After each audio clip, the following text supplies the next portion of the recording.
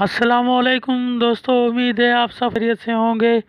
आज मैं आपके लिए रिमको स्टेबलाइज़र के बारे में कुछ मालूमात लेकर आया हूँ।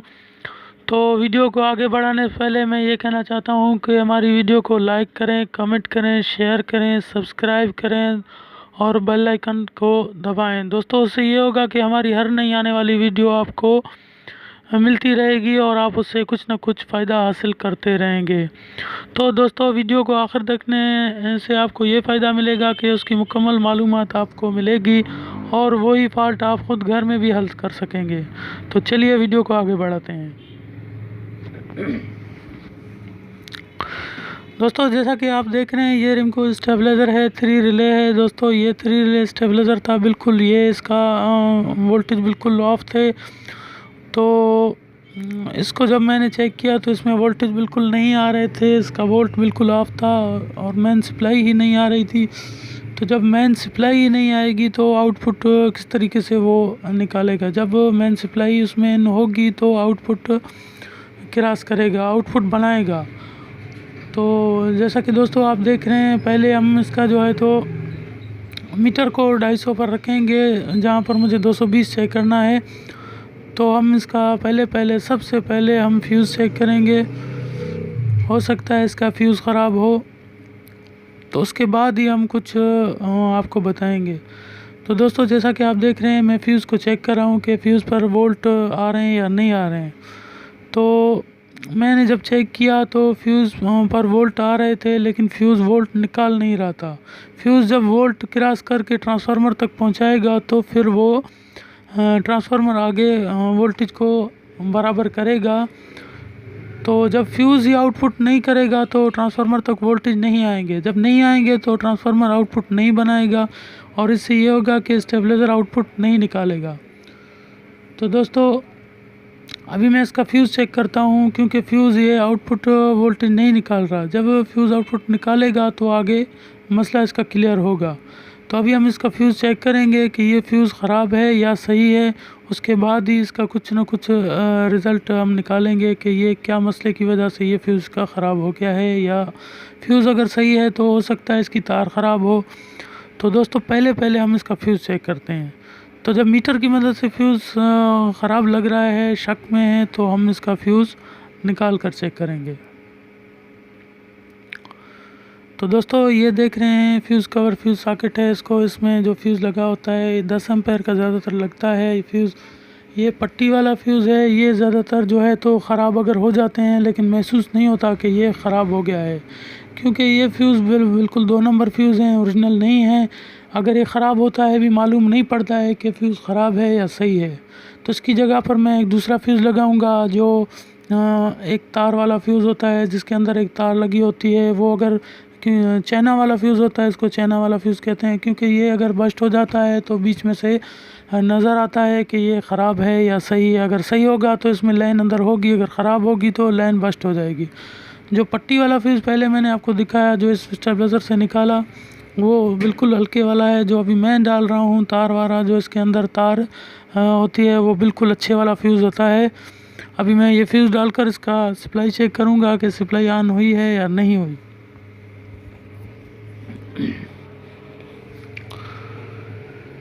दोस्तों, जब फ्यूज़ डालने के बाद हम पहले इसका स्विच जब मेन सप्लाई में लगाएंगे, तो अगर फ्यूज़ सही होगा और मेन सप्लाई ऑन हो जाएगी तो ये बिल्कुल वोल्टेज इसमें आएंगे और बिल्कुल आउटपुट सही काम करेगा।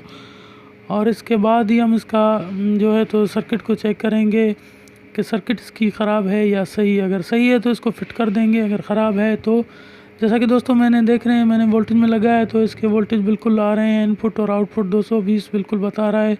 अब मैं इसको कम करता जाऊंगा। देख रहे हैं इनपुट वोल्ट कम होते जा रहे हैं और आउटपुट वोल्ट 220 बराबर हैं। तो दोस्तों, ये देख रहे हैं, ये कम थे वोल्टेज और आउटपुट बिल्कुल सही था। दोस्तों, फिर भी इसका रिले एक सही काम नहीं कर रहा था। मुझे इसके कंडेंसर पर शक है। कंडेंसर इसका बिल्कुल बस्ट हो गया था। तो सही तरीके से इसका कंडेंसर काम नहीं कर रहा है। तो मैं इसका कंडेंसर चेंज करूँगा, उसके बाद ही फिर चेक करूँगा। ये देख रहे हैं पेपर, इसको पेपर कहते हैं, इसको कैप्स्टर भी कहते हैं, बहुत सी ज़ुबानों में पेपर कहते हैं, बहुत सी ज़ुबानों में कंडेंसर कहते हैं। और कैप्स्टर भी कहते हैं, वैसे ज़्यादातर हम लोग इसको कैप्स्टर कहते हैं। दोस्तों ये कैप्स्टर अगर ख़राब हो जाता है तो रिले इसके सही तरीके से काम नहीं करते हैं।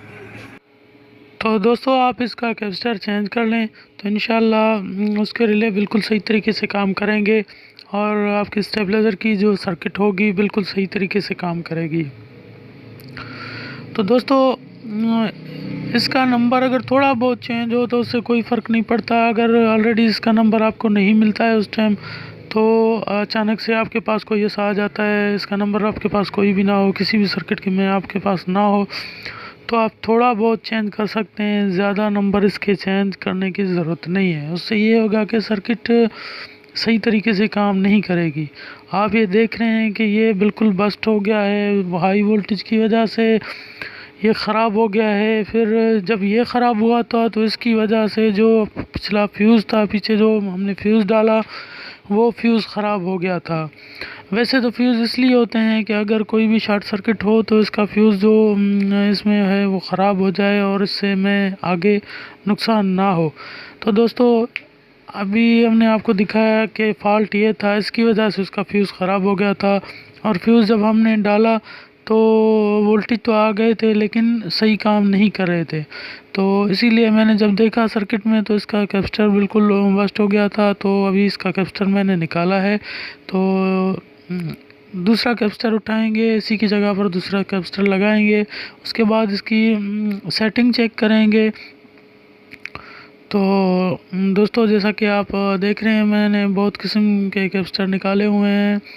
ये कैपेसिटर है लेकिन ये थोड़ा नंबर इसका आउट है, छोटा है, तो इसीलिए मैं दूसरा कोई कैपेसिटर लगाऊंगा। आप देख रहे हैं इसका नंबर और उसका नंबर में बहुत फ़र्क है। तो देखते हैं कि अगर ये लगता है तो ये लगाएंगे। ये 1035 में है, ये 1000 UF 35 वोल्ट है। ज़्यादातर ये रिमको रीना इस स्टेबलाइज़र में ये लग जाते हैं। तो अगर ये आप लगाएं तो ये बहुत ही मज़बूत कैपेसिटर है, ये वोल्टेज का कुछ ना कुछ बर्दाश्त कर लेते हैं। तो दोस्तों हमने कैपेसिटर इसमें लगा लिया, अभी मैं आपको चेक करा रहा हूँ। दोस्तों वोल्टेज आप देख रहे हैं कि वोल्टेज बिल्कुल सही काम कर रहे हैं। तो कैपेसिटर में ही मसला था इसका। जब हमने कैपेसिटर चेंज कर दिया तो वोल्टेज बिल्कुल सही हो गए। आप देख रहे हैं इनपुट 120 से 130 वोल्ट पर खड़ा है और आउटपुट 220 बिल्कुल सही कर रहा है। तो दोस्तों मसला यही था। पहले इसका रिले चेक करें, तो रिले के बाद जब रिले से फॉल्ट सही होगा तो उसके बाद ही आप सर्किट को देख सकते हैं। अगर इसका फ्यूज़ में फ़ॉल्ट है तो पहले फ्यूज़ का मसला हल करें, अगर रिले में फ़ॉल्ट है तो रिले का मसला हल करें। दोस्तों इसका चेक करने का बहुत ही आसान तरीका होता है। जैसा मैंने वोल्टमीटर के साथ चेक किया और आपको दिखाया कि ये किस तरीके से चेक होते हैं और किस तरीके से काम करते हैं। तो दोस्तों वोल्टेज भी बिल्कुल सही काम कर रहे थे, इसमें सेटिंग की कोई छेड़छाड़ नहीं थी। अगर इसमें वोल्टेज थोड़ा कम या ज़्यादा होते थे तो उस वजह से फिर बाद में हम इसकी सेटिंग करते थे, लेकिन इसकी सेटिंग बिल्कुल सही थी। सिर्फ इसका कैपेसिटर ख़राब था, कैपेसिटर और फ्यूज़ के बाद ये बिल्कुल सही हो गया। दोस्तों ये बहुत ही छोटा सा मसला है, लेकिन कई दफ़ा ऐसा होता है कि फ्यूज़ ख़राब होता है और लोग सर्किट को ही छेड़छाड़ करते रहते हैं। तो दोस्तों मैंने इसलिए पहले फ्यूज़ को चेक करके आपको बताया कि हो सकता है पहला मसला फ्यूज़ में आता है। और फ्यूज़ में ऐसे भी 2 नंबर फ्यूज़ आते हैं कि उसके अंदर पतरी होती है और पतरी ख़राब नहीं होती और लगता है कि फ्यूज़ सही है। और बहुत से ग्राहक परेशान हो जाते हैं कि यार फ्यूज़ भी सही है लेकिन स्टेबलाइज़र बंद क्यों है। तो फ्यूज़ इसमें अच्छे वाला डालें और फ्यूज़ को चेक करने का तरीका भी हमने आपको दिखाया कि इसमें अच्छे वाला कौन सा होता है। तो दोस्तों उम्मीद करते हैं हमारी ये वीडियो भी आपको पहले वीडियो की तरह बहुत पसंद आई होगी। तो इसीलिए हम कहते हैं कि लाइक करें, कमेंट करें, शेयर करें, सब्सक्राइब करें। दोस्तों जितना हमारी वीडियो को शेयर करते रहेंगे बहुत से दोस्त इससे कुछ ना कुछ फ़ायदा हासिल करते रहेंगे। तो इंशाल्लाह जितना भी मुझसे हो सकता है कि मैं छोटे से छोटा बड़े से बड़ा फ़ॉल्ट आपको हल करने की बताता रहता हूँ। और इंशाल्लाह समझ तो इंसान में ख़ुद में ही होती है। इंशाल्लाह जो भी दोस्त हमारे देखते हैं बहुत अच्छे दोस्त हैं। तो उनसे यही कहना चाहता हूँ कि आपकी बड़ी मेहरबानी वीडियो को आखिर तक देखा। इंशाल्लाह नेक्स्ट वीडियो में मिलेंगे, तब तक के लिए इजाज़त दीजिए। अल्लाह हाफ़िज़।